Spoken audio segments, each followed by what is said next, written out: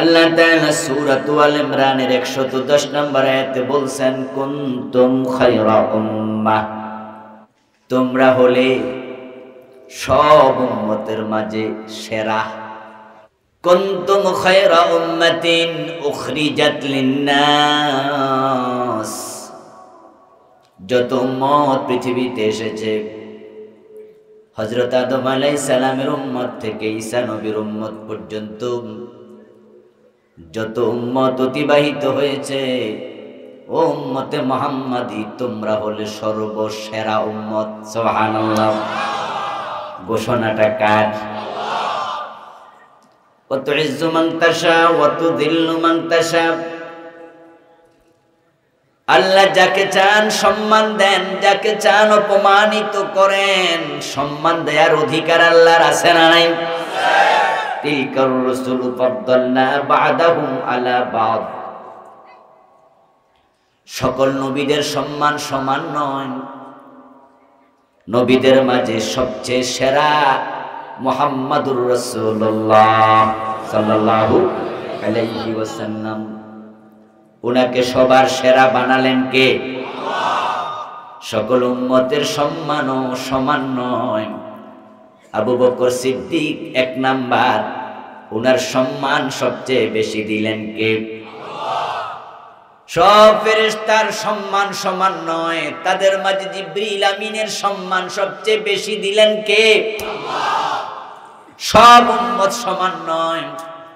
উম্মতে মুহাম্মাদিকে আল্লাহ বলছেন, কুনতুম খায়রা উম্মাহ, সব উম্মতের মাঝে তোমরা হলে সবার সেরা। উম্মত শব্দের যে ব্যাখ্যা আছে, তার মাঝে আরেকটি ব্যাখ্যা হলো প্রজাতি। উম্মত বলতে পৃথিবীর সব মাখলুককে বোঝানো হয়। লিকুল্লি উম্মাতিন আজাল, ইযা জাআ আজালুহা লা ইস্তাখিরুনা সাআতান ওয়া লা ইস্তাকদিমুন, লা ইস্তাখিরুনা সাআতান ওয়া লা ইস্তাকদিমুন। লিকুল্লি উম্মাতিন আজাল, সব মাখলুকের জন্য হায়াত নির্ধারণ করা আছে। এখানে উম্মাহ বলতে শুধু মানুষ নয়, সব মাখলুককেই বোঝানো হলো। বাঘের জন্য নির্ধারিত হায়াত নাই, সিংহের জন্য নাই, পশু পাখির জন্য নাই। উম্মাহ মানি সব মাখলুক। কুনতুম খায়রা উম্মাহ, তোমরা সব মাখলুকের মাঝে সেরা। জিন একটা মাখলুক, ফেরেশতা একটা মাখলুক, হাতি একটা মাখলুক, সিংহ আর একটা মাখলুক। সব প্রজাতির মাঝে আল্লাহ বলো, উম্মতে মুহাম্মাদি, ও মানুষ তোমরা হলা সব মাখলুকের মাঝে সেরা। আল্লাহর ঘোষণা, তিনি আমাদেরকে সেরা বানালেন। আবার সেই কোরআনের মাঝে আল্লাহ বলছেন, উলাইকা কাল আনআম বাল হুম আদাল। আবার এই মানুষের মাঝে কিছু মানুষ আছে যারা সেরা নয়, বরং তারা গরু ছাগল। বাল হুম আদাল, বরং আরো নিকৃষ্ট। সুম্মা রাদাদনাহু আসফালা সাফিলিন,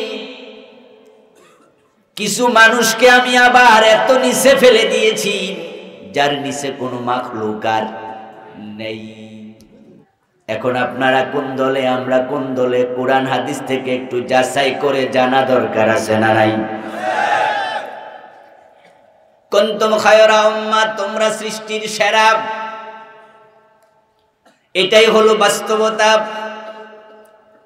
হযরত আদম আলাইহিস সালামকে বানায়া আল্লাহ তাআলা ফেরেশতাকে দিয়ে সিজদা করালেন। করাইয়া তিনি প্রমাণ করে দিলেন, আদমের সম্মান আল্লাহর কাছে ফেরেশতার চেয়েও বেশি। ফাসাজাদাল মালাইকাতু কুল্লুহুম আজমাউন, যত ফেরেশতা আল্লাহ বানিয়েছেন একজনও বাদ নাই। হযরত জিবরিল, আমিন, মিকাইল, ইসরাফিল যে আজরাইল মানুষের জান কবজ করে, সে আজরাইল সহ সকল ফেরেশতা আদমকে সিজদা দিয়ে প্রমাণ করে ফেলেছে আদমের সম্মান তাদের সবার চেয়েও বেশি। শুধুমাত্র আদমের সম্মান নয়, কোরআন মাজিদে আল্লাহ বলেন ওয়ালাকাদ কাররামনা বানি আদম, আমি আদমের সন্তানদেরকেও সম্মানিত করেছি। তারা যদি আদমের রাস্তায় চলতে পারে, তারা দ্বীনের ইলম শিখার জন্য ঘর থেকে যদি বের হয়, ইন্নাল মালাইকাতা লা তাদাউ আজনিহাতাহা রিদাল লিতালিবিল ইলম, তাহলে আপনাকে সম্মান করে ফেরেশতারা আপনার পায়ের নিচে তাদের পাখা বিছাতে থাকে। আপনার জান কবজ করার জন্য যখন মৃত্যুর ফেরেশতারা আপনার কাছে আসবে, তারা আপনাকে সম্মান দেবে, এসে আপনার টুটি চেপে ধরবে না, এসে আপনার জন্য তলোয়ার বের করে বলবে মেরে ফেলবো, তা নয়।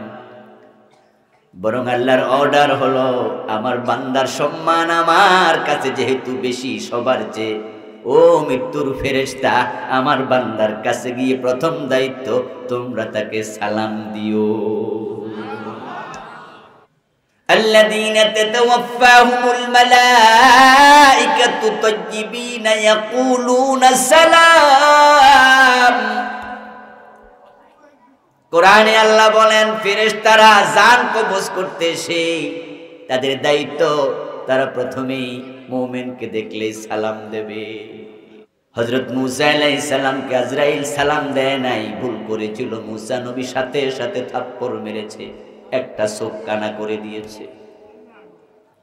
সহিহ মুসলিমের হাদিস,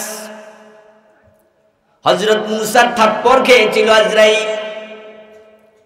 এতে বোঝা যায় হযরত মূসার তুলনায় আজরাইলের সম্মান বেশি নয়। বেশি হলে তো থাপ্পড় দেয়া বেয়াদবি হতো, ঠিক কি না? আপনাকে সালাম দেবে যদি আপনি আদমের সন্তান থাকেন ঠিকঠাক জায়গায়।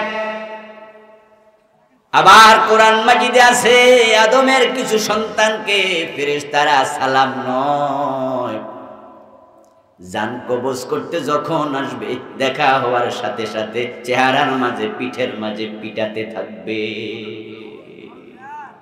ওয়ালাউ তারা ইয ইয়াতাওয়াফাল্লাযীনা কাফারুল মালাইকাতু ইয়াদরিবুনা উজুহাহুম ওয়া আদবারাহুম যুকু আযাবাল হারিক।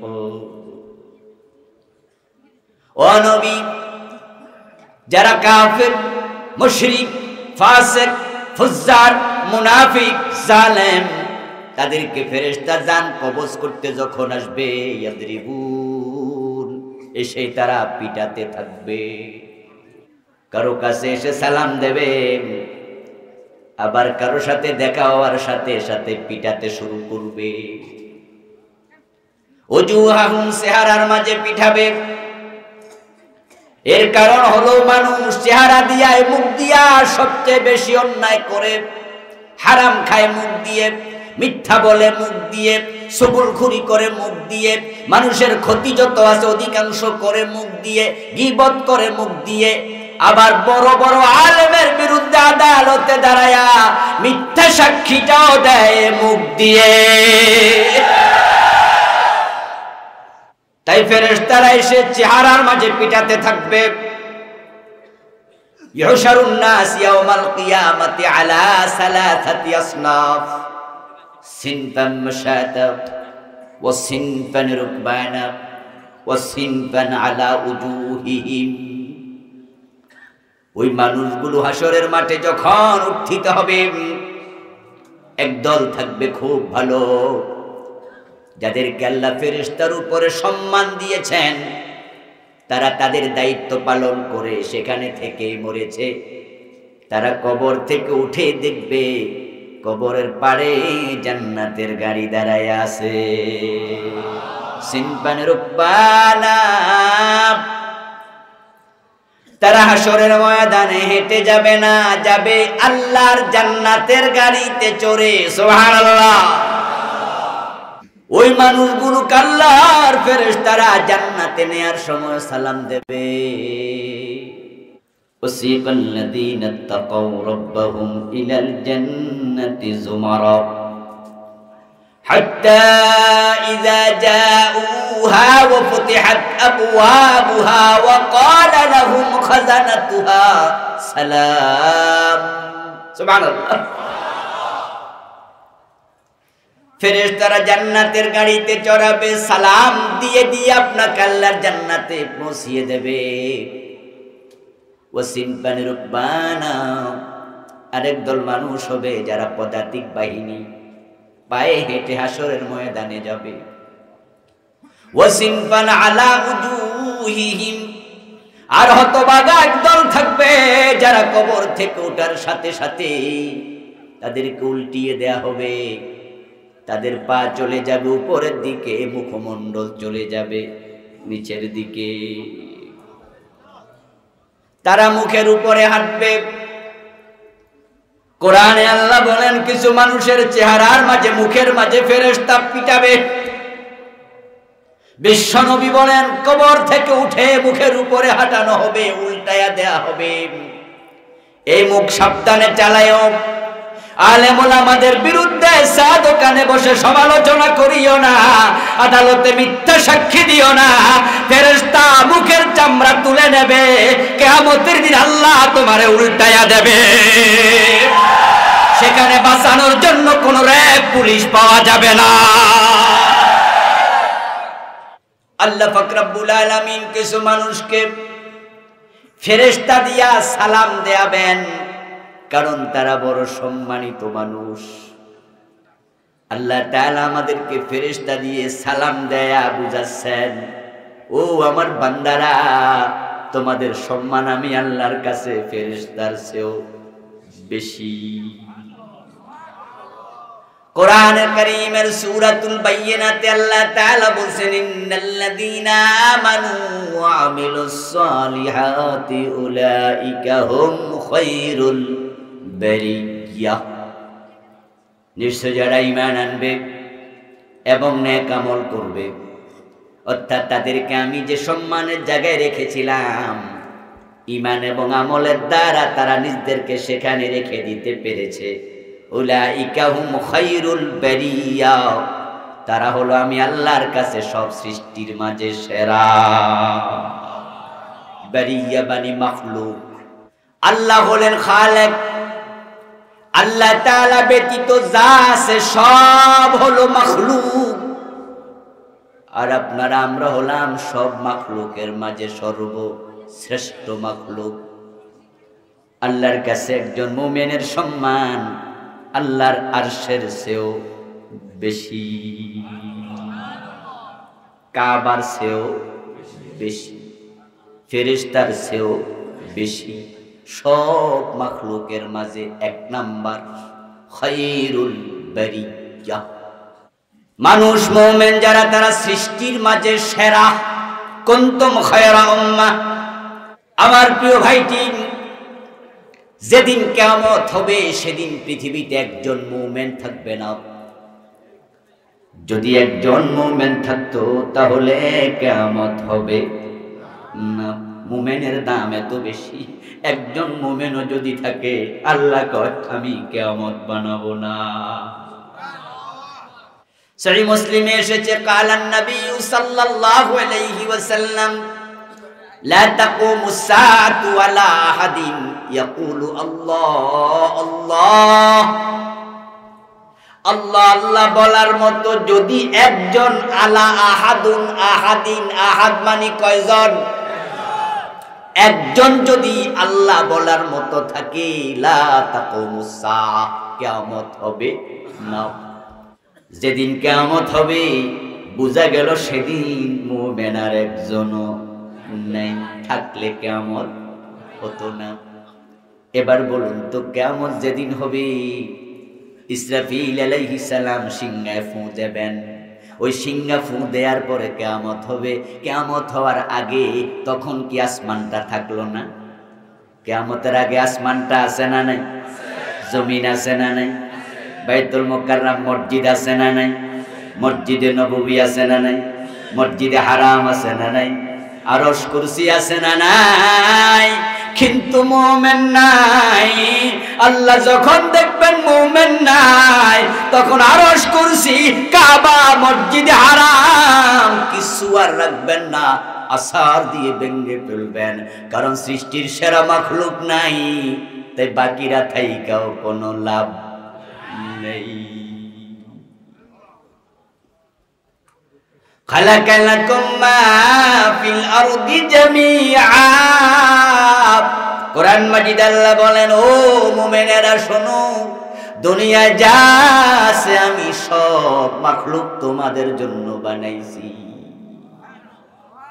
কাবাও আল্লাহ আমাদের জন্য বানাইছে। কাবা কি মাখলুক নয়? কাবা আল্লাহ বানাইছে আমরা যেন কাবার দিকে ফিরে আল্লাহকে সিজদা করতে পারি। আমরা কি কাবার ইবাদত করি নাকি কাবার রবের ইবাদত করি? ফালিয়াবুদু রাব্ব হাযাল বাইত। এই ঘরের রবের ইবাদত করো।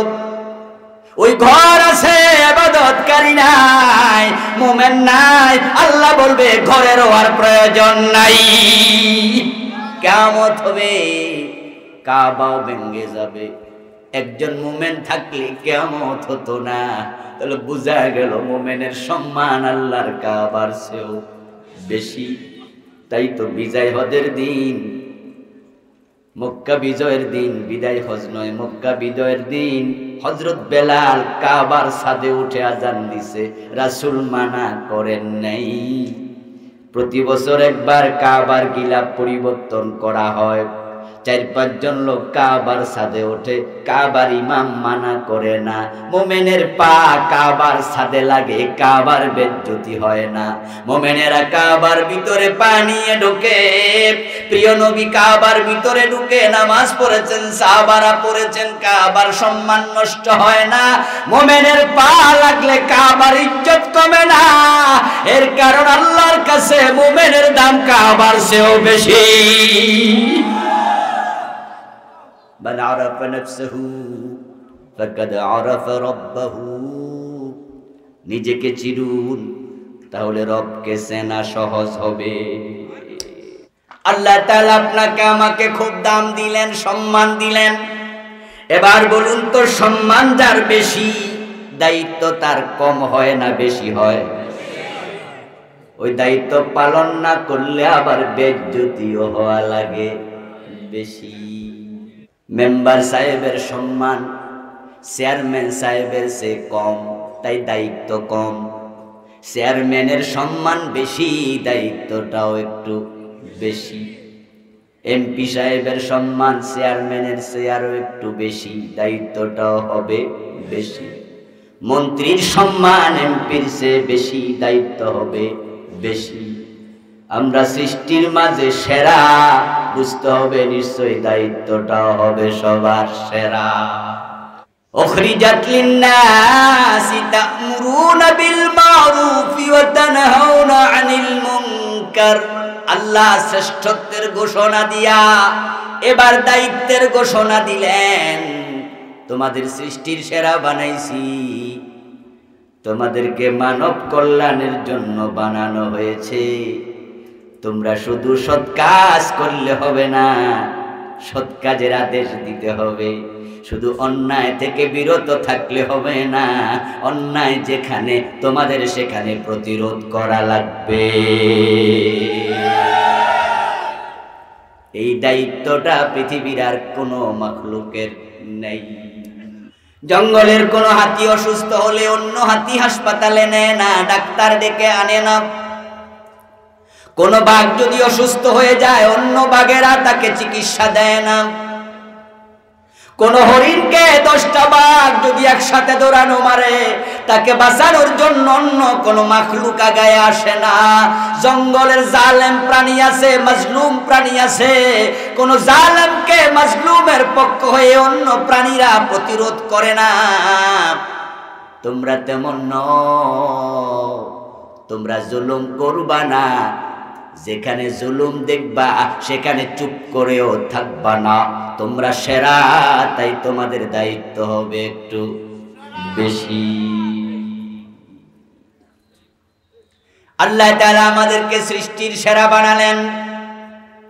এখন যে দায়িত্ব তিনি দেবেন, সে দায়িত্ব যদি পালন করতে না পারেন, তাহলে সুম্মা রাদাদনাহু আসফালা সাফিলিন, সবার নিচে যাবেন, যার নিচে আর কেউ নাই। বালহুম আদাল, সর্বনিকৃষ্ট। দোষটা আল্লাহর নয়, আল্লাহর দোষ দেওয়ার কোনো সুযোগ নেই, কারণ তিনি তো আপনাকে সৃষ্টির মাঝে সেরা জায়গায় রেখেছে। আর দুনিয়ার নিয়ম হলো সবার উপরে যে থাকে, পড়ে গেলে সে সবার নিচে যাবে। 10 হাত উপর থেকে পড়ে গেলে 10 হাত নিচে যায়, 20 হাত উপর থেকে পড়লে 20 হাত নিচে যায়, 100 হাত উপর থেকে পড়লে 100 হাত নিচে যাওয়া লাগবে।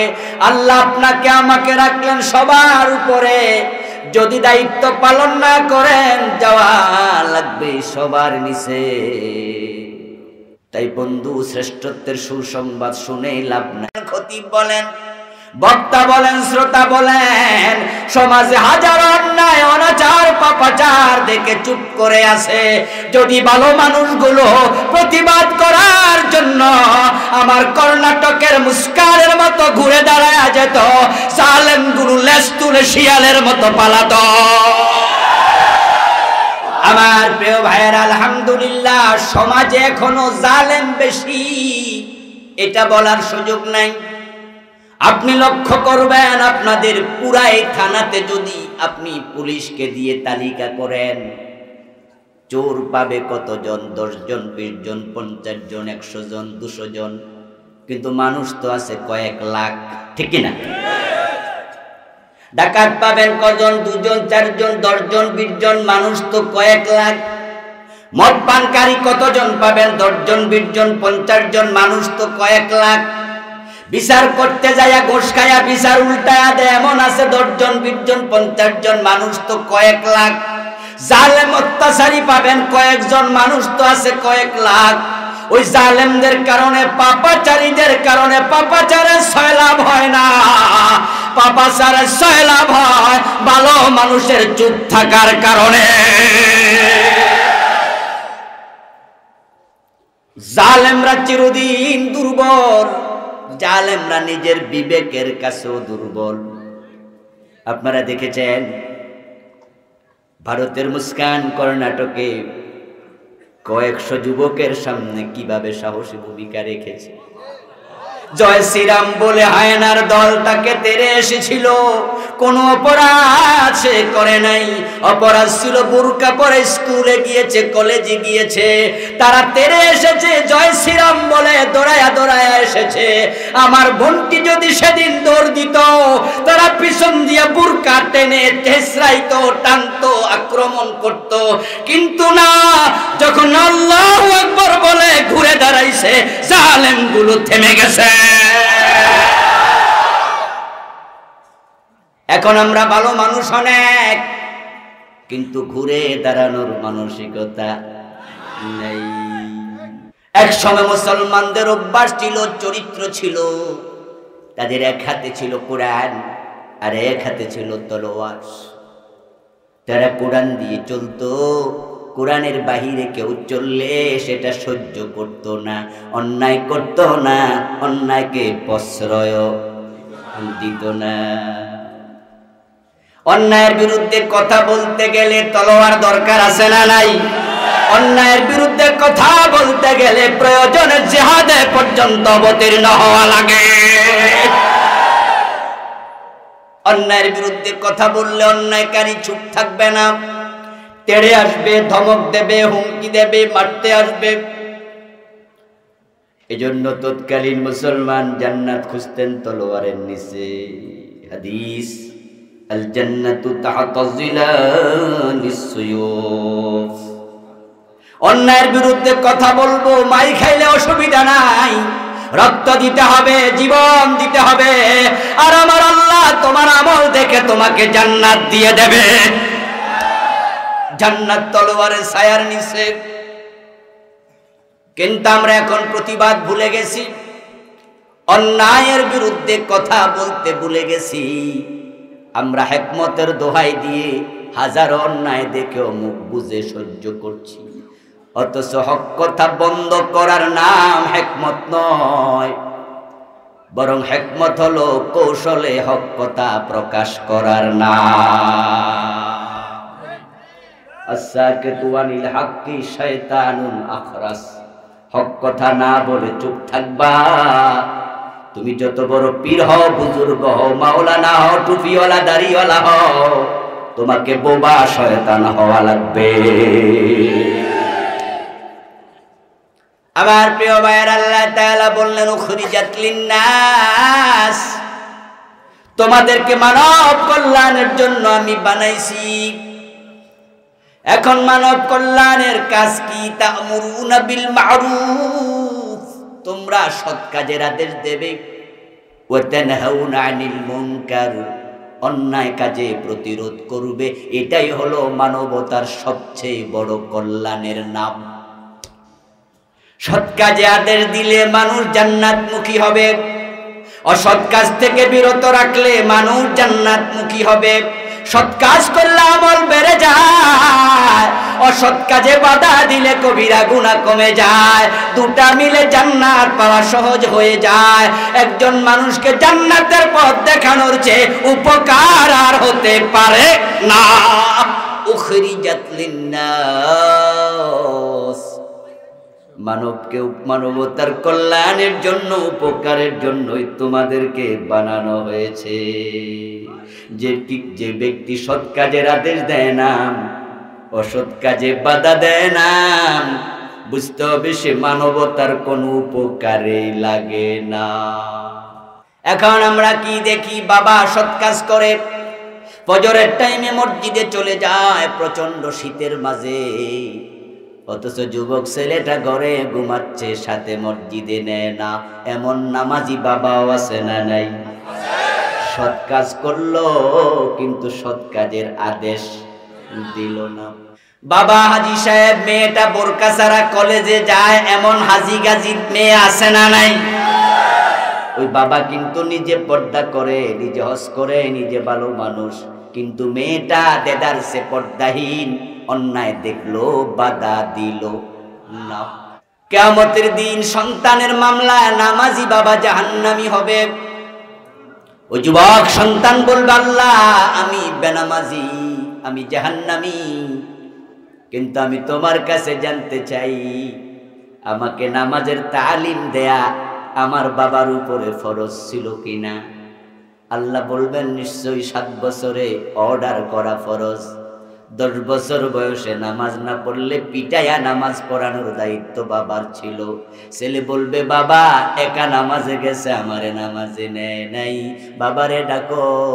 নাজআলহুমা তাহতা আকদামিনা লিয়াকুনা মিনাল আসফালিন, পায়ের তলায় রেখে জাহান্নামে যেতে চাই।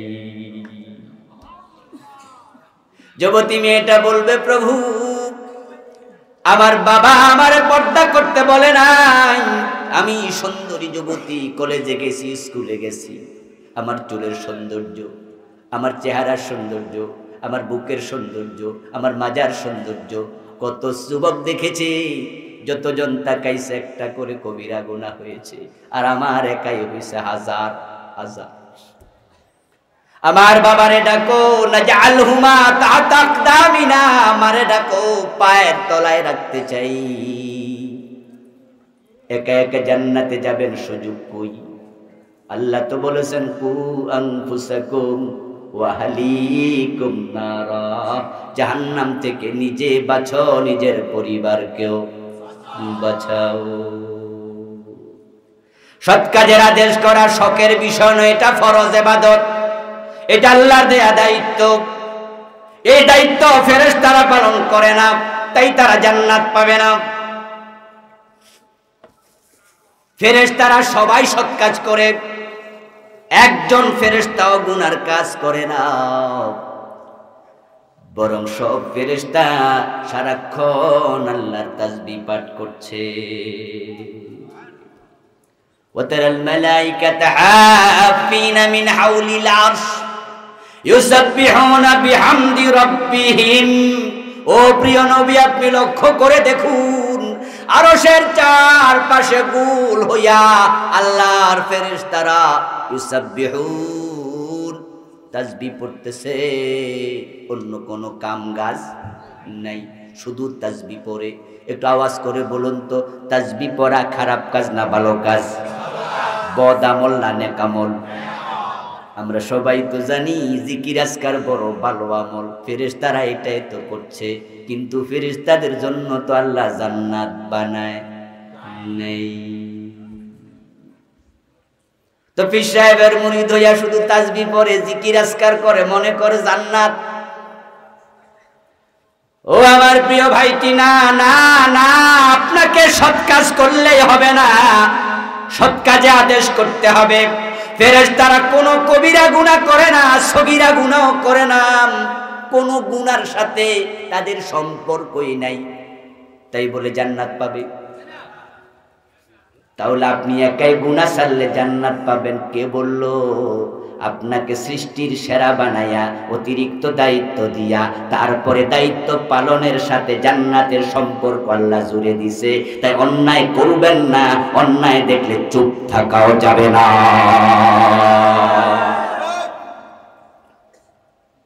ফেরেশতারা তাসবিহ পড়ে গুনাহ করে না তারা জান্নাত পাবে না আল্লাহর অন্য মাখলুকের দিকে তাকান কোন মাখলুক গুনার কাজ করে না বাঘ ভাল্লুক পশু পাখি যা দেখেন আপনি সবাই তাসবিহ পড়ছে ওয়া ইম মিন শাইইন ইল্লা ইউসাব্বিহু বিহামদিহি ওয়ালাকিন লা তাফকাহুনা তাসবিহাহুম কোন বাঘ কি মদ খাইছে কোন হরিণ কি জুয়া খেলছে কথা বলেন কোন সিংহ সিনেমা হলে গেছে কবিরা গুনাহ কয়দিন করছে কিন্তু কপালে জান্নাত নাই জান্নাত পেতে হলে শুধু সৎ কাজ করলে হবে না অন্যায় ছাড়লেই হবে না তা'মুরুনা বিল মা'রুফ ওয়া তানহাউনা আনিল মুনকার এই দায়িত্বটা আদম থেকে হযরত ঈসা নবী মুহাম্মদ পর্যন্ত সব নবীর দায়িত্ব ছিল এবার আপনাদের কাছে আমি জানতে চাই বলুন তো প্রিয় ভাইয়েরা কোন নবী কোন গুনাহ করছে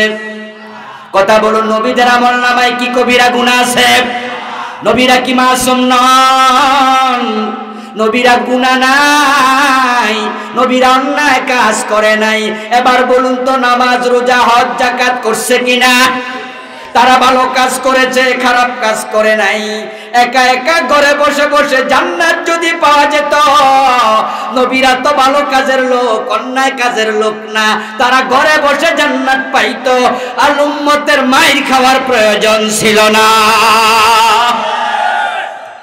মাইর খাইছে শুধুমাত্র একটা কারণে অন্যায় কাজে বাধা দিছে সৎ কাজের আদেশ দিছে ইন্নী দাউতু কওমি লাইলান ওয়া নাহারা হযরত নূহ নবী তো আল্লাহর কাছে অনুযোগ করলেন প্রভু তোমার দেয়া দায়িত্ব আমি দিন রাত পালন করেছি ফালাম ইয়াজিদহুম দুআই ইল্লা ফিরারা কিন্তু লোকগুলো কথা শুনে না বরং আমাকে মারতে মারতে বেহুশ করে ফেলে অন্যায় বাধা দেওয়ার কারণে ইব্রাহিম নবীকে আগুনে পোড়া লেগেছে অন্যায় বাধা দেয়া বড় কঠিন আপনাকে প্রয়োজনে ইব্রাহিমের মতো আগুনে পোড়ার হিম্মত লাগবে নূহ নবীর মতো মাইর খাওয়ার হিম্মত লাগবে মুহাম্মদ নবীর মতো দাঁত দেওয়ার হিম্মত লাগবে আমির হামজার মতো প্রয়োজনে কলিজা দিতে হবে অন্যায় বাধা দিতে তারাই পারবে যারা হযরত হুসাইনের মতো আল্লাহর রাস্তায় কল্লা দেওয়ার মতো সাহস রাখে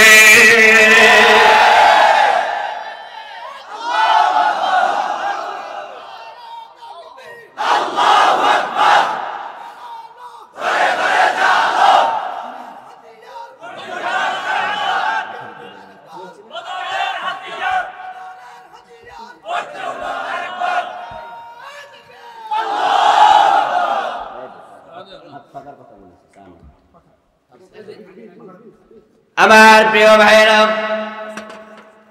অন্যায় দেখে বাধা যদি আপনি না দেন তাহলে প্রমাণ হলো সৃষ্টির শ্রেষ্ঠ মাখলুকের দায়িত্ব পালন করেন নেই।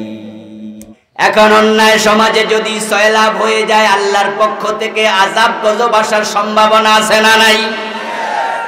ওয়াত্তাকু ফিতনাতাল লা তুসিবান্নাল্লাযীনা যালামু মিনকুম খাসসা।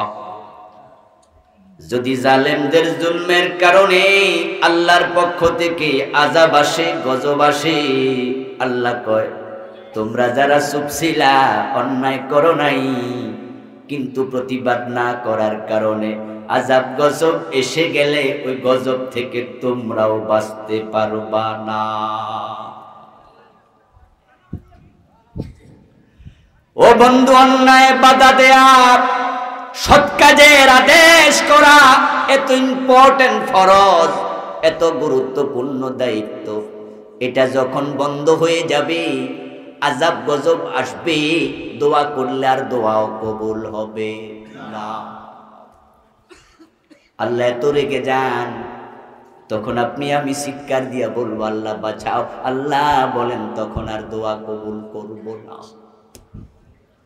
আজকে আমাদের দোয়া কেন কবুল হয় না? এই কারণে হয় না, এই কারণে প্রিয় ভাই মূল দায়িত্ব থেকে আমরা সরে গেছি।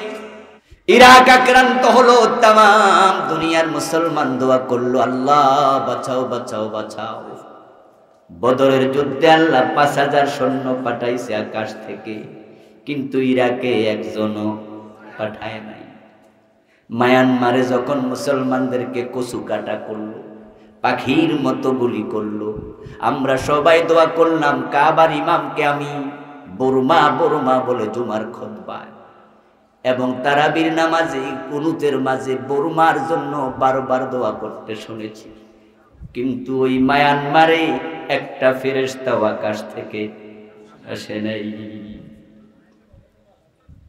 কাবা যখন ভাঙতে এসেছিল, আব্রাহা আল্লাহ বাবিল পাঠাইছে। ওই আলোচনা কোরআনের সূরা ফিলের মাঝে আছে না নাই? কিন্তু বাবরি মসজিদ যখন ভাঙ্গে, কত দোয়া আমরা করেছি, একটা পাখিও আসলো না। কারণটা কি? আমাদের দোয়া কবুল কেন হয় না? আত্মসমালোচনা করা দরকার আছে না নাই? কালান নবী সাল্লাল্লাহু আলাইহি ওয়াসাল্লাম লা তা'মুরুন্না বিল মা'রুফ। রাসূল দুটা তাকিদ দিলেন, লামে তাকিদ নুন সাকিলা, অবশ্যই তোমাদেরকে সৎ কাজের আদেশ করতে হবে। ওয়ালা তানহাবুন্না আনিল মুনকার, তোমাদেরকে অবশ্যই অন্যায় কাজে প্রতিরোধ করতে হবে। আও লা ইউশিকান্নাল্লাহু আন ইয়াবআসা আলাইকুম আযাবাম মিন ইনদিহি, যদি তোমরা ওই কাম না করো, আল্লাহর পক্ষ থেকে আল্লাহ আযাব গজব দেবে।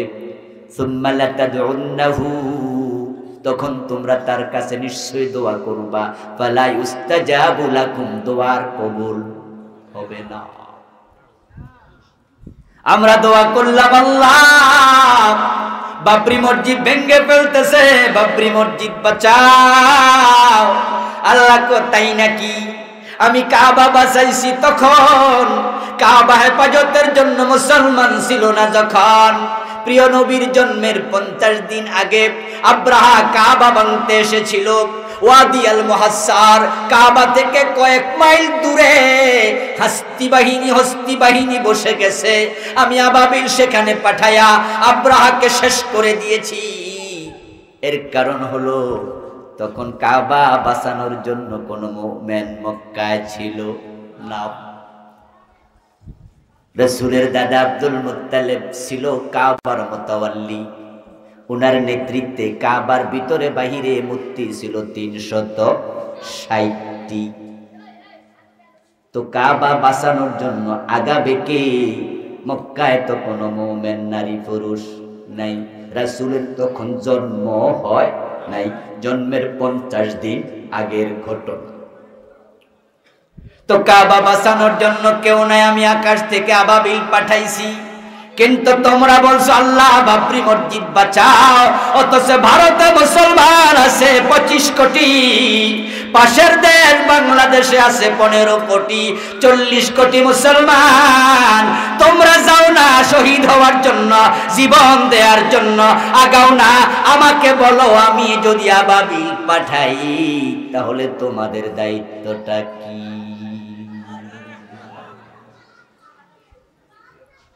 মায়ানমারে মুসলমান মারে, আমরা মুসলমানেরা বলি আল্লাহ মায়ানমার বাঁচাও বাঁচাও। বাংলাদেশ সৈন্য পাঠায় না, পাকিস্তান সৈন্য পাঠায় না, তুরস্ক সৈন্য পাঠায় না, সৌদি আরব পাঠায় না, কাতার পাঠায় না, দুবাই পাঠায় না। 65টা মুসলিম রাষ্ট্র, 57টা ওআইসির সদস্য, কেউ সৈন্য পাঠায় না। সবাই বলে আল্লাহ বাঁচাও। আল্লাহ কয় না না না, ইন তানসুরুল্লাহ ইয়ানসুরকুম। তোমরা যদি আগায়া যাইতা, আমার নবী মুহাম্মদের মতো বদর পর্যন্ত যাইয়া দোয়া করতা, 5000 ফেরেশতা পাঠাইছি, আগে তোমাদের আগাতে হবে, না হয় দোয়া কবুল হবে না।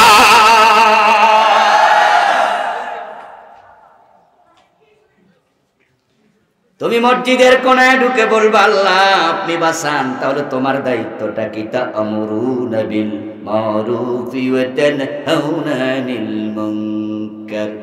এই কাজ তোমরা ছেড়ে দিয়েছো, দোয়া কবুল হওয়া বন্ধ। দোয়া ইবাদত, আদ-দুআ মুখুল ইবাদত। হাসান পর্যায়ের হাদিস, হাদিস গ্রহণযোগ্য, মাউদু নয়। হাসান পর্যায়ের হাদিস। দোয়া সব ইবাদতের মগজ, দোয়ার দাম আছে। রাসূল দোয়া করেছে, দোয়া আমরাও করব।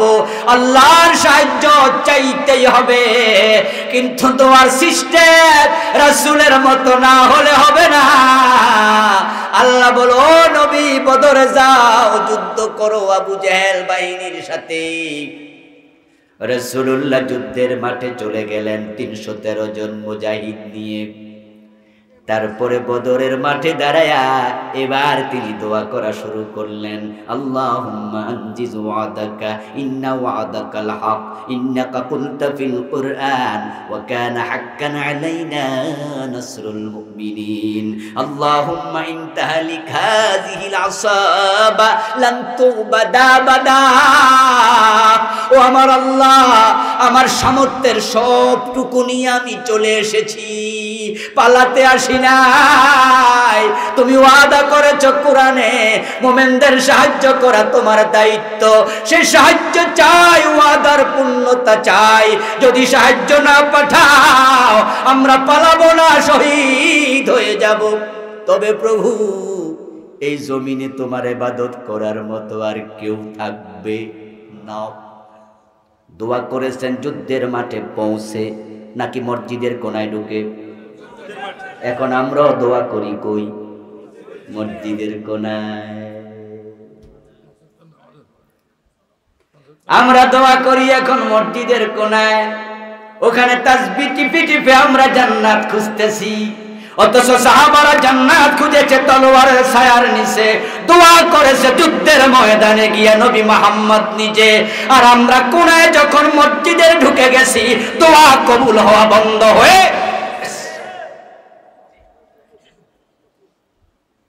তানসুরুল্লাহ ইয়ানসুরকুম।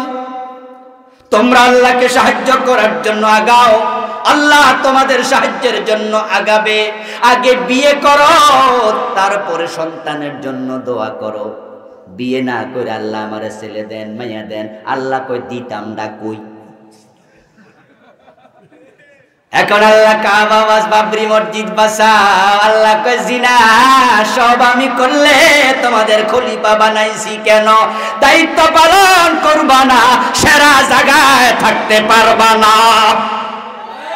সুম্মা রাদাদনাহু আসফালা সাফিলিন। সৎ কাজে আদেশ করা, অন্যায় দেখলে নিষেধ করা, এটা ফরজ। আমরা অনেকে দায়িত্ব গ্যাপ করি, গাফলতি করি। আমি বলি অন্যায় তো আমি করি না, ভূঁইয়া সাহেব করে, আমার কি? মদ তো আমার ছেলে খায় না, চৌধুরীর ছেলে খায়, আমার কি? জুয়া তো আমার ছেলে খেলে না, অমকের ছেলে খেলে, আমার কি? আপনি মনে করলেন আপনি অন্যায় করেন না, তাই আপনি বেঁচে যাবেন। কিন্তু প্রিয় নবী বলেন না, দুনিয়ার মানুষগুলো হলো লঞ্চের যাত্রীর মতো। সহিহ বুখারীতে রাসূল একটি চমৎকার উদাহরণ দিয়েছেন, হাদিস এসেছে, ক্বালান নবী সাল্লাল্লাহু আলাইহি ওয়াসাল্লাম মাসালুল মুদহিন ফি হুদুদিল্লাহ ওয়াল ওয়াকিউ ফীহি কামাসালি কওমিন ইস্তাহামু সাফিনা ফাসারা বা'দুহুম ফি আ'লাহা ওয়া বা'দুহুম ফি আসফালিহা ইলা আখিরিল হাদিস। প্রিয় নবী বলেন, একদল মানুষ কোথাও সফরে রওনা দিল, একটি লঞ্চে উঠল, কিছু দোতলায় কিছু নিচতলায়। নিচতলায় কোনো পানির ট্যাঙ্কি নাই, ড্রাম নাই, দোতলায় শুধু একটা আছে। নিচতলার লোকেরা মাঝে মাঝে দোতলায় পানির জন্য যায়, তখন দোতলার লোকেরা কষ্ট অনুভব করে, মাঝে মাঝে চোখ লাল করে, একটু ধমকও দেয়, এই মিয়া এতবার আসো কেন? নিচতলায় ছিল একটা ঘাড় তেরা লোক, সে দোতলায় গেছে, দোতলার কেউ বলেছে মিয়া এতবার আসো কেন? সে বলছে তাই নাকি, ঠিক আছে আমি আর দোতলায় আসবো না, দেখাইয়া দিমু নিচতলায় পানি বেশি না দোতলায় বেশি, একটু অপেক্ষা করো। প্রিয় নবী বলেন, ফাখাযা ফাসান ফাজআলা ইয়ানকুরু ফি আসফালিহা, সে করতে একটা কুড়াল টোকাইয়া আনছে, কুড়াল লইয়া এবার নিচতলায় কোপানো শুরু করছে। কোপানোর আওয়াজ শুনে দোতলার লোক কয়েকজন নিচে নামছে, নেমে কয়, কি রে মালাকায়া ফুলান, কি করো ভদ্রলোক? হে কয়, দেহ না পানি বাইর করতাস। ফালা বুদ্দা লি মিনাল মা ফাতাযাইতুম বি, আমি তোমাদের কাছে গেলে তোমরা কষ্ট পাও, বিরক্ত হও, তাই আর যামু না, অথচ আমার তো পানি লাগবে, তাই ছিদ্র করছি, পানি উঠুক, আর যামু না দোতলা। প্রিয় নবী বলেন, দোতলার লোকেরা যদি এবার বলতো নিচতলায় ছিদ্র হলে আমার কি, আমরা তো আর ছিদ্র করি না, বেড়ার জায়গা বেড়া ছিদ্র করুক, তাহলে উপায় থাকবে তো। ওই চৌধুরীর ছেলে মদ খায়, বুইয়ার ছেলে গাঁজা খায়, অমুকের ছেলে জুয়া খেলে, আমার ছেলে তো খেলে না, আমার কি দরকার বাধা দেয়া? অপেক্ষা করো, কয়দিন পরে মদ খাইয়া তোমার নিজের মেয়েটাকে দর্শন করবে, ওই গাঁজা খাইয়া তোমার গরু চুরি করে নেবে, তোমার বউ টিজিং এর শিকার হবে। একই নৌকার দোতলা যদি ছিদ্র হয়, নিচতলা যদি ছিদ্র হয়, দোতলার বাসিন্দা যদি কয় আমার কি, রাসূল বলেন কিছুক্ষণ পরে ঘটনা যা ঘটবে, নৌকার তলায় ছিদ্র হলে ছিদ্রকারী যেমন ডুববে, অন্যরাও সমানভাবে ডুববে। ঠিক আপনারা যারা সমাজে অন্যায় দেখে চুপ করে আছেন, গজব আসলে আল্লাহর গজব থেকে কেউ বাঁচতে পারবে না, এটাই নিয়ম। এলাকায় বৃষ্টি হয় না 6 মাস 8 মাস, খরা চলছে, আল্লাহর এক বান্দা তাহাজ্জুদ গুজার ভালো মানুষ মুজাহিদ, তাহাজ্জুদ পড়ে আল্লাহর কাছে হাত তুলে বলে, আল্লাহ বৃষ্টি দাও, এতদিন দোয়া করি নাই, কিন্তু আজকে দোয়া করছি আমি, ও আল্লাহ আমার হাত ফিরায়ও না।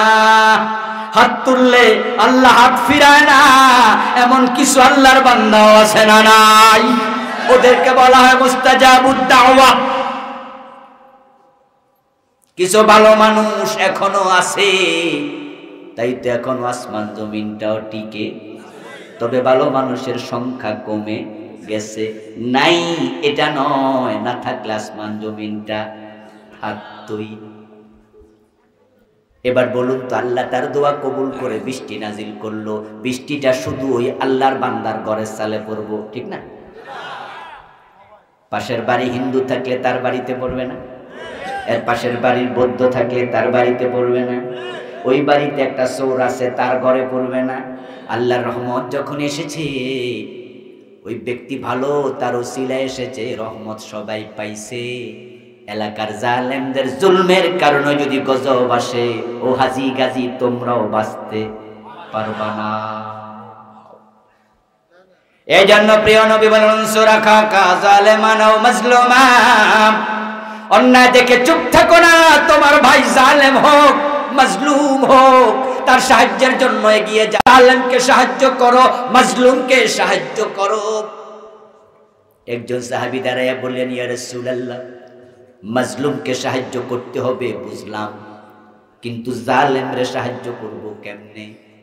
قال النبي صلى الله عليه وسلم تمنعه عن الظلم فإن ذلك نصره, জালেমকে জুলুম করতে দিও না, এটাই হলো তাকে সাহায্য করা। অন্যায় দেখে যে চুপ থাকে তার ঈমান নিয়ে প্রশ্ন উঠবে। অন্যায় দেখে চুপ থাকা ঈমানদারের লক্ষণ নয়। প্রিয় নবী বলেছেন, ঈমান 3 ক্লাস। অন্যায় দেখলে যে হাত দিয়ে বাধা দেয় সে 5 ক্লাস মোমেন। যার হাতে বাধা দেওয়ার ক্ষমতা নাই, মুখ দিয়ে বাধা দেবে, সে হলো 2nd ক্লাস মোমেন। যার মুখে বলার ক্ষমতা নাই, সে অন্তরে অন্তরে কি করবে? ঘৃণা ফাইলেন কই? এটা ভুল অনুবাদ। অন্তরে পরিকল্পনা করবে, এটা হলো সবচেয়ে দুর্বল মুমিন। মান রামিনকুম মুনকারান ফালিয়ুগাজ্জিরহু বিয়াদি ফাইন লাম ইস্তাতি ফাবিলিসানি ফাইন লাম ইস্তাতি ফাবিকলবিহি ওয়া যালিকা দুআফুল ঈমান। এখানে ফাআতফ হয়েছে তাগয়ীর শব্দের উপরে, এখানে কারাহিয়াত শব্দটা নাই। যে ব্যক্তি অন্যায় দেখবে ফালিয়ুগাজ্জিরহু, সে উল্টায়া দেবে, প্রতিরোধ করবে হাত দিয়া। যদি হাতে ক্ষমতা না থাকে তাহলে প্রতিরোধ করবে জবান দিয়া। যদি জবানের ক্ষমতা না থাকে প্রতিরোধ করবে অন্তর দিয়া।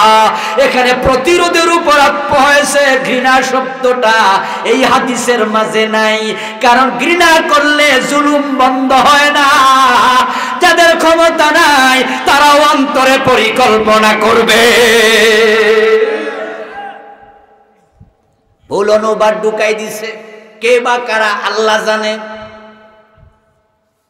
ঘরে ঢুকেছে চোর, আলমারির তালা ভেঙেছে, স্বর্ণ অলংকার পকেটে ঢুকাচ্ছে। আপনি সজাগ হয়ে গেলেন।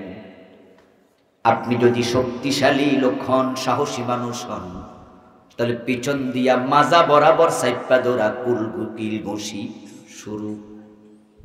এই বেটা আমার ঘরে চোর, ঢুকলি কেন? মাইর দিবেন, রড থাকুক লাঠি থাকুক, মারো পিটনি। এটা হলো 1 নাম্বার সাহসী গৃহস্থ। কিন্তু আপনি ভিতর ডিম, মনে মনে কন, যদি বেড়ারে ধরি বেড়া আমারে ধরে। এমন কিছু লোক আছে না? এখন আপনি কি করবেন? যদি আপনি চুপ করে থাকেন স্বর্ণ অলংকার চুরি হয়ে যাবে। তাই কমপক্ষে মুখে আওয়াজ করুন চোর, তাহলে বেড়া মারবো, দৌড়। পাশের বাড়ির চাস্তো ভাইও আসবে, ঠিক নেই? খালাতো ভাই, পাড়া প্রতিবেশী আসবে, মুখে প্রতিরোধ করো। এখন আপনি মুখে বলার মতো ক্ষমতাও আপনার নাই, আপনি এত ভীতু। এবার যদি কম্বলের নিচে শুয়ে শুয়ে বলেন, চুরিকে আমি ঘৃণা করি, চুরি বড় খারাপ জিনিস, মাল বাঁচবে তো? বরং আপনি চুরি ঘৃণা করেন কোনোভাবে। যদি চোর এটা জানতো, শুয়ে শুয়ে কোন চুরি বড় খারাপ, চুরিকে আমি ঘৃণা করি, তাহলে চোর বলতো উনার মতো ভালো গৃহস্থ বাংলাদেশে নাই, উনি ঘৃণা করুক, আমি আমার কাম। আপনাদের কাছে আমি জানতে চাই, অন্তরে অন্তরে পরিকল্পনা করবেন নাকি ঘৃণা করবেন? বরং আপনি মনে মনে ভাববেন, হায় রে রড্ডা জানি কই আছে, আরে আলমারি চুরিটা যদি বালিশের নিচে থাকতো, মোবাইলে একটু পাশের ঘরে খবর দেই, কেমনে জানি বাঁচাই আমার সম্পদ। আপনি অন্তরে অন্তরে প্ল্যান করবেন, ঘৃণা করে লাভ নাই। ঘৃণা করার কারণে অন্যায় বন্ধ হয় না। প্রিয় নবী আপনাকে হাদিস দিয়া বুঝাইছে, মুখে বলার ক্ষমতা নাই, কমপক্ষে পরিকল্পনা করো। এখন যে পরিকল্পনা করবে জালিকা দাফুল ঈমান, সে হলো ঈমানের দিক থেকে সর্বদুর্বল, সবচেয়ে কমজোর ঈমানদার। এখন যার অন্তরে অন্যায় দেখে প্রতিরোধের পরিকল্পনাও নাই, থার্ড ক্লাসের পরে আর কোন ক্লাস নাই। অন্য হাদিসে পাওয়া যায় লাইসা ফি কলবিহি মিসকালু হাববাতিন মিনাল ঈমান, সমাজে অন্যায় দেখে যাদের অন্তরে পরিকল্পনাটাও আসে না, তাদের অন্তরে সরিষা পরিমাণ ঈমানও নেই। এখন সমাজে যত অন্যায় আছে, সবচেয়ে বড় অন্যায় যদি থাকে সেটা হলো ব্রিটিশ আইনে দেশ চালানো। এর সে জালেম, এর সে জুলুম, এর সে বড় অন্যায় আর হতে পারে না। এটা সবচেয়ে চরম মুনকার। ফাহশা এবং মুনকার দুটো এক জিনিস নয়। ফাহশা হলো যেটা গর্হিত কাজ, শরীয়তের কাছেও গর্হিত, মানুষের কাছেও গর্হিত, যেমন জেনা, এটা ফাহশা। মুনকার হলো মানুষ এটাকে গর্হিত মনে করে না, তবে শরীয়তের কাছে গ্রহণযোগ্য নয়। আমার বন্ধু যেমন ঈদের নামাজে আজান দেয়া, আজান ভালো জিনিস, কিন্তু ঈদের দিন রাসূল আজান দেয় নাই, কেউ যদি দেয় এটা ভালো কাম নয়, এটা হলো মুনকার। রুকু সেজদাকে কেউ খারাপ জানে না, খারাপ মনে করে না, কিন্তু জানাজার নামাজে রুকু সেজদা আছে নাকি? যদি কেউ দেয় শরীয়তের কাছে এটা এলাও না, এটাই হলো মুনকার। জেনা ব্যভিচার এটা শরীয়তের কাছে যেমন নিষেধ, এটা পাবলিকের কাছেও নিষেধ। হিন্দু ধর্মেও জেনা গ্রহণযোগ্য না, বৌদ্ধদের কাছেও জেনা গ্রহণযোগ্য না, সমাজের কাছে এটা গ্রহণযোগ্য নয়, শরীয়তের কাছেও নয়, এটা হলো ফাহশা। এখন বাংলাদেশের লোকদের কাছে ব্রিটিশ আইন দেশ চলবে, এটা গ্রহণযোগ্য হয়ে গেছে, কিন্তু আল্লাহর কাছে এটা গ্রহণযোগ্য না, এটা মুনকার। তাই যত মুনকার বাংলাদেশে আছে, আল্লাহর আইন চলে না, এর চেয়ে বড় মুনকার নাই। তাই যেই লোকেরা আল্লাহর আইন কায়েমের চেষ্টা করে না, বুঝতে হবে ওই লোকরা ঈমানদার দাবি করার অধিকার রাখে না।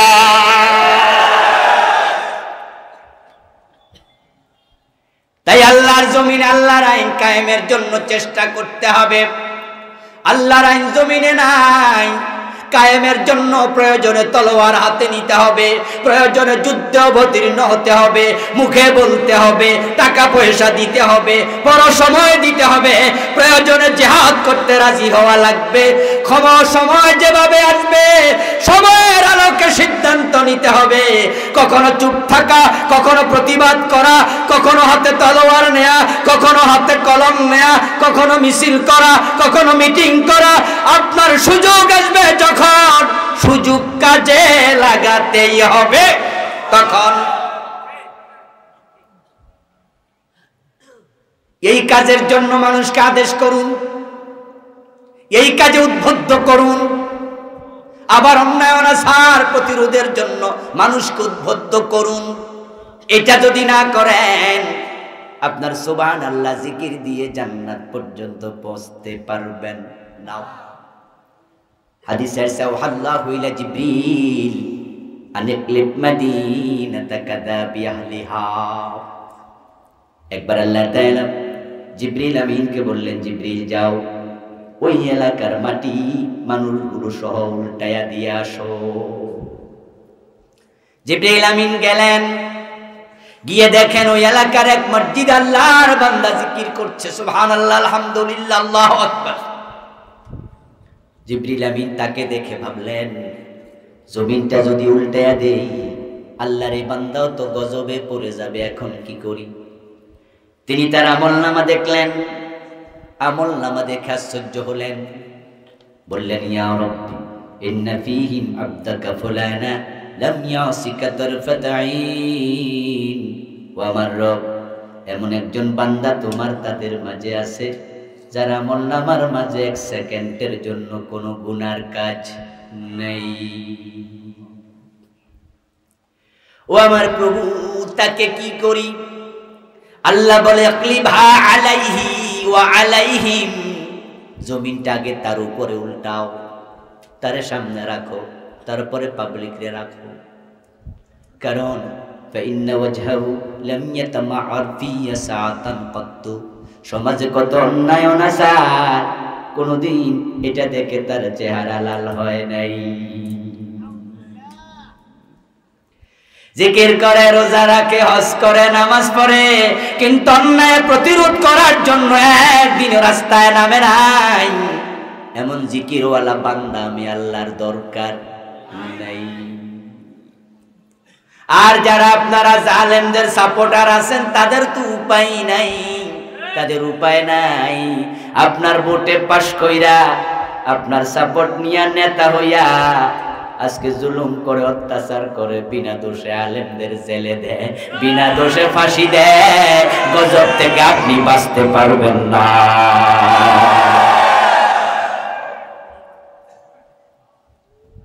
আপনি চুরি করেন না, ডাকাতি করেন না, খুন করেন না, কিন্তু আপনার নেতা খুন করে আপনার ভোটে পাশ করছে, আপনার জিন্দাবাদের সামনে আগাইছে।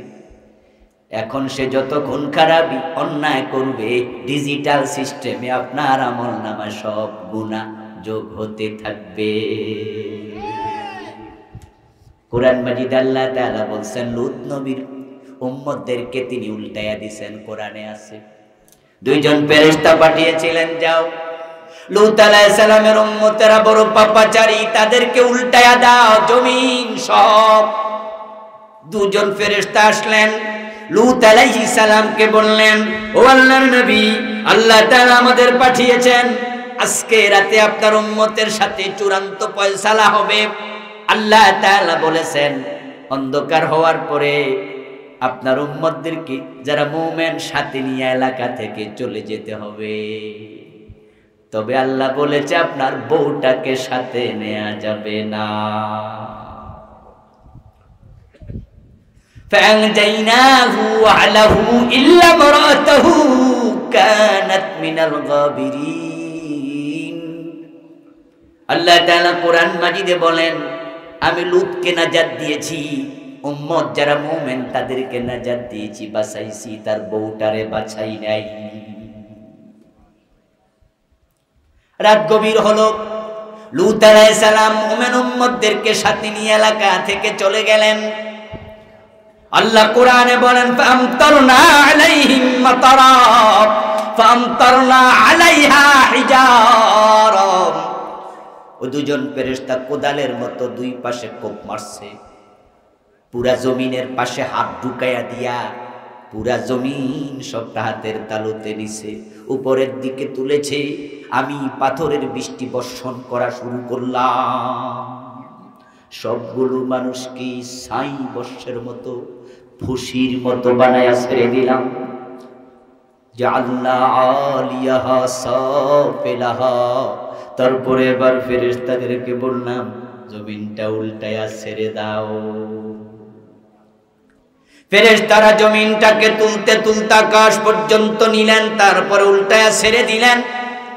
হযরত লূত আলাইহিস সালাম দূর থেকে আওয়াজ শুনলেন, বিকট আওয়াজ। সকাল বেলা এসে দেখেন ঘরবাড়ি কিচ্ছু নাই, বিশাল এক নদী। ওই নদীটা এখনো আছে না নাই? জর্ডানে পাওয়া যায় ডেড সি, লুত সাগর। এই ঘটনার মাঝে আল্লাহ হযরত লূত আলাইহিস সালামের স্ত্রীর কথা কেন বললেন? ওই জাতির অপরাধ ছিল, তারা পুরুষে জিনা করত, তারা ছিল সমকামী। এই জন্য আল্লাহ গজব দিলেন। আপনাদের কাছে জানতে চাই, লূত নবীর স্ত্রী কি পুরুষ ছিলেন? আরো জোরে বলেন, তিনি কি পুরুষ না মহিলা? তো উনার অপরাধ কি? পুরুষে জিনা করত, তাই গজব এসেছে। উনার অপরাধ কি? তিনি তো পুরুষ নন, গজব উনার উপরও এসেছে, কারণ তিনি ছিলেন সমকামীদের সাপোর্টার। সুতরাং সাপোর্ট করতে সাবধান, জালেমদেরকে সাপোর্ট করা যাবে না। সাপোর্ট করলে গজব থেকে বাঁচতে পারবা না। যদি বাংলাদেশের 51% মুসলমান জালেমদেরকে সাপোর্ট করা বন্ধ করে দেয়, এই দেশে আল্লাহর আইন কায়েম হতে 6 মাসের বেশি লাগবে না।